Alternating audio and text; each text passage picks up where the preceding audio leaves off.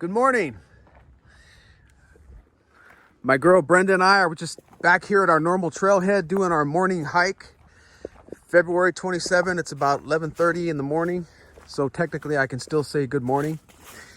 But we are on this nice little trailhead. Just to give you a brief little description, this is called the Spider Leg Bridge Trail.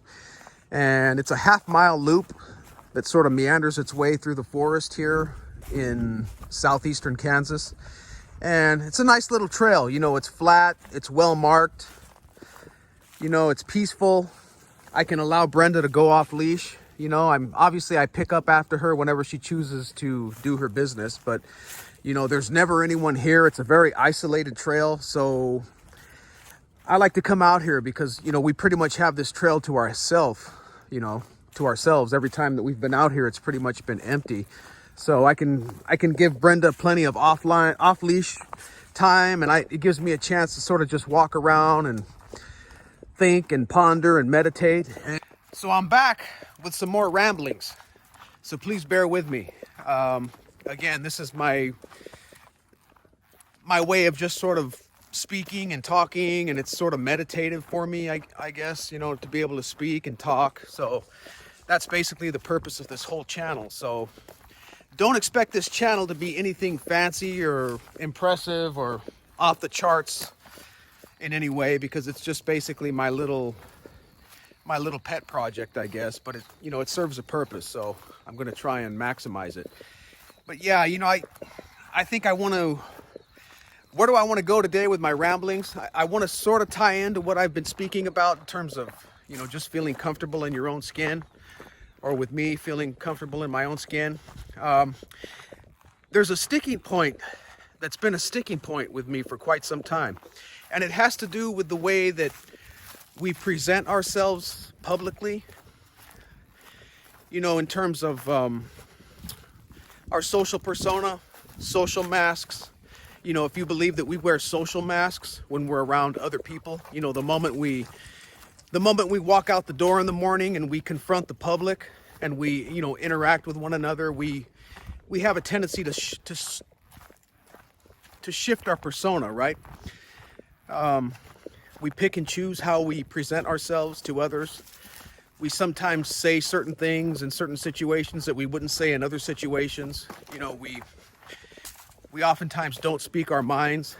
We don't always offer up a genuine response to someone. You know, even just the way that we appear to other people, we're constantly sort of filtering ourselves and adjusting our persona, and, you know, sort of taking the temperature, the social temperature in various environments, and then, you know, adjusting ourselves to meet that temperature, or to sort of meet the social demands of different situations. And I think for me personally, being very, very introverted, I've always been a very introverted human being, very introspective. You know, I spend a lot of time in my head, and I'm always thinking, and I'm analyzing, and, you know, my mind is constantly abuzz.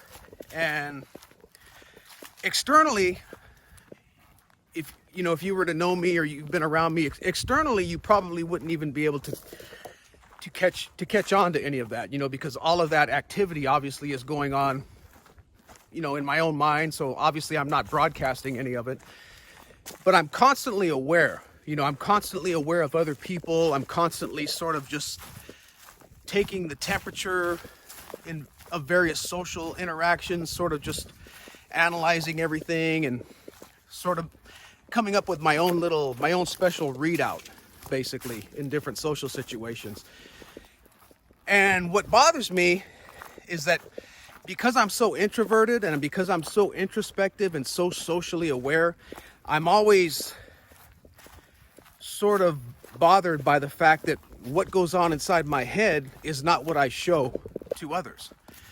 You know, I mean, it unnerves me a lot of times, you know, when I'm out and about, I'm, you know, just out in the public, generally speaking, or maybe if I'm in specific social situations, I have this uncomfortable awareness of the fact that much of what goes on inside my head cannot be shown to others, you know, for polite purposes, for, you know, for socially conventional purposes, things like that. And I'm assuming that most other people are the same way, that we as humans have things going on inside our minds, you know, our thoughts. We have thoughts, we have feelings, we have desires, we have impulses that we don't always show or act upon. And obviously that's a good thing, right? Because that's a major component of what enables smooth social interaction to occur. You know, if we were to simply just speak our minds at every turn, or act on every impulse, or act on every whim, or choose to act on every urge that we experience, I mean, the social world would crumble rather quickly, you know. The polite social world would crumble. So obviously the filtering and the adjusting to ourselves, the self-modulating that we do to ourselves in social situations is obviously a social need, and it serves a social purpose. So I understand that and I appreciate that. But again, it's just this, I oftentimes just feel phony, you know. I mean, I feel phony. I oftentimes feel like I'm even lying throughout much of my day in terms of just how I perform socially. Because, you know, getting back to what I just addressed, I'm overly aware of what I'm showing, what I'm putting out into the public sphere does not always align with what I'm experiencing internally. And that creates this sort of cognitive dissonance on my part, you know, to the point where I just feel like I have to be a bit of a phony, or I have to sometimes lie, or in some cases I feel like I have to do that quite often just to meet various social demands, you know, just to follow social conventions, or to behave appropriately, to basically behave as a civilized human being. And again, it's a social need to do that, right? I mean, we all adjust ourselves, even if only to a minimal degree, you know. But we're all actors, right? We all perform. We all have a need, a desire to be liked by others. You know, we want to perform well in front of others. We want people to like us. We want to be a part of the social group. So there's strong evolutionary desires and urges on our part that basically, you know, encourage our social behaviors, the editing, the filtering, the modulating that we all do socially. I mean, there's a strong, you know, genetic, or I should say a strong evolutionary urge at play there. So I oftentimes question why I feel so fraudulent, I guess, at times, simply because I choose to adjust my social persona, you know, to meet various social demands, you know. And that's just a sort of, that's always been a sticking point going back several years. I mean, it's something that's been troubling me for a long time. This idea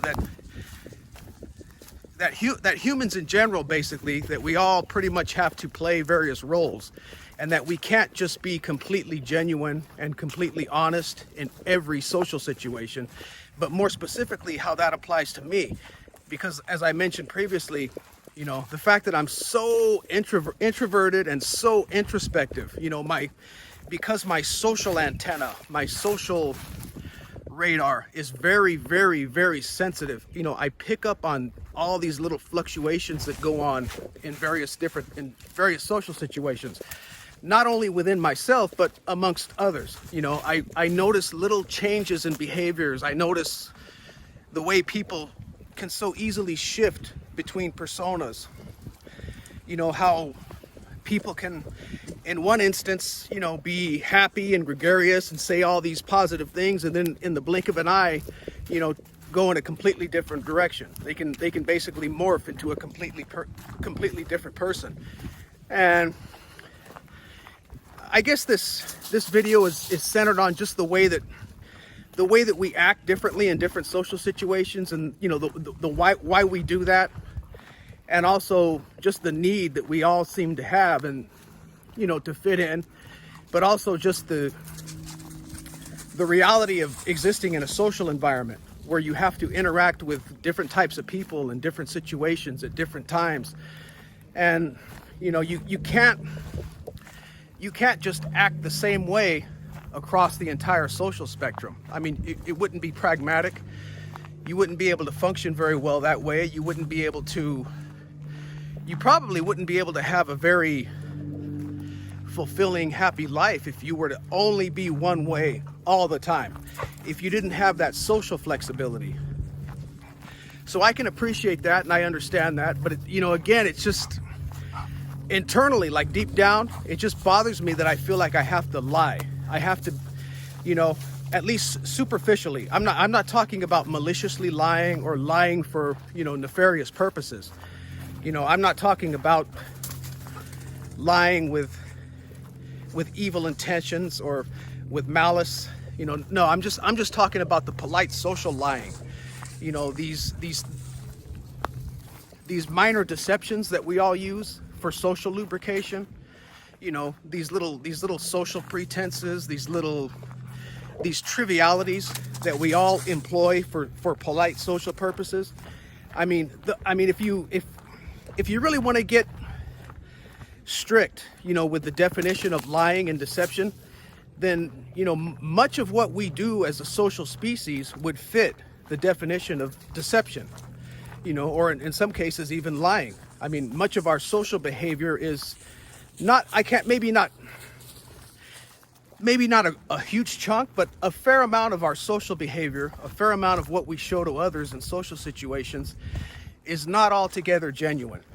We don't always say genuine things. We don't always act in genuine ways. We don't always, put forth an honest answer to a question sometimes, or we don't always give our honest opinion.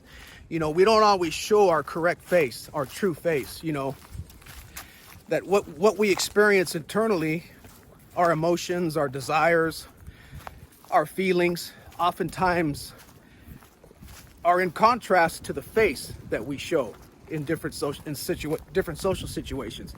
And that reality just bothers me. I mean, it just does. And I'm speculating that it's just because I'm so aware of it all. I'm so aware of all these social realities, and I'm so aware of myself as a social human being that has to be very, very, flexible with his social output, despite what I may be feeling internally, so again, this is just a rambling, I'm just here walking through the woods, speaking my mind and rambling off on a specific topic. So again, it's just, it benefits me to be able to speak, but I don't know. I don't claim to be an authority on the subject, but it is a sticking point, and it has been a sticking point for quite some time, and to the point that I've oftentimes wondered if I may be on the spectrum at some point, somewhere, on the autistic spectrum, or maybe even the Asperger spectrum, somewhere on that spectrum, just because the way I think and the way I process the social world, and the fact that I become so uncomfortable with how I have to function or how I have to adjust myself in order to meet various social demands. It just feels like I'm compromising myself, in order to do that. So I want to add one last bit of information. It was sort of ironic. There was several years ago, I was on YouTube, and I was just, I don't know how I came upon the video, but I came upon a segment of Marlon Brando, the late actor Marlon Brando, and he appeared on the Dick Cavett show, and this was back in, I believe it was 1973, and it was an excellent interview. It was an entire interview, and Brando was being interviewed by Dick Cavett, and they somehow stumbled upon the topic of just acting, obviously, because Brando was a great actor, so they started to talk about acting, and Brando basically said that what he did for a living was no different than what the average human does in day-to-day life. And then he went further, and he started to expound on the fact that, in order for a human being to function, to basically succeed and survive in social life, you know, that person, that human being has to be a good liar. You know, you have to be a good liar. You lie. He actually said that people lie constantly every day by not saying something that they think, or by saying something that they don't think, or by showing something that they don't feel. And to me, that's true, you know, and it's ironic because I was, you know, here I am in the middle of constantly agonizing about all of these social issues and, you know, whether or not I'm being genuine or truthful or not. And then I happened to stumble upon this particular interview with Marlon Brando, and he put into words so eloquently and so succinctly what I was thinking, basically.